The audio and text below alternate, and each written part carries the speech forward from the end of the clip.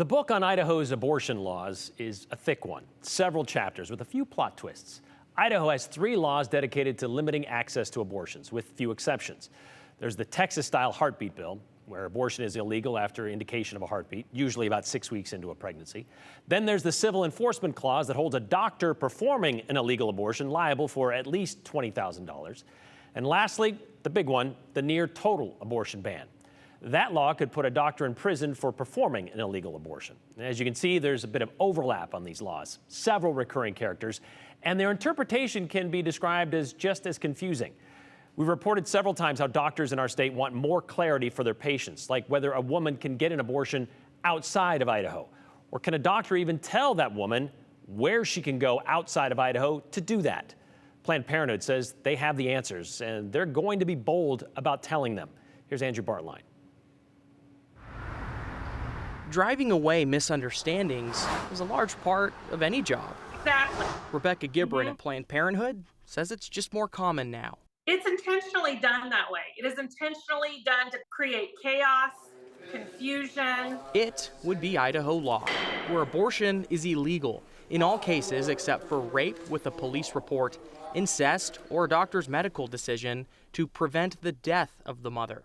Doctors have repeatedly told the 208 these laws are vague, meaning they fear providing any abortion care because of threatened legal consequences. It is absolutely having a chilling effect on providers. It's made even colder after Idaho Attorney General Rahul Labrador wrote a letter in March to State Representative Brent Crane. The AG wrote that a doctor referring a patient to an out-of-state abortion is against Idaho law by his own interpretation. Planned Parenthood is fighting that in court. I understand that the AG's office later rescinded that letter and they said this isn't a formal legal opinion. During our first hearing with the judge, his office refused to disavow the opinions contained in that letter, and I think that's significant. Significant enough for Planned Parenthood to share that information on their own. So we've created this information campaign to let Idahoans know where they can access safe and legal abortion outside of the state of Idaho. Soon, you'll just have to look up to find out for yourself. There'll be 6 billboards initially that will be around the Treasure Valley. We intend to have these up for a good deal of time to bring awareness to where they can receive that care out of the state of Idaho. You guys are legitimately seeing patients that aren't sure if abortion is legal outside of Idaho as an Idaho resident.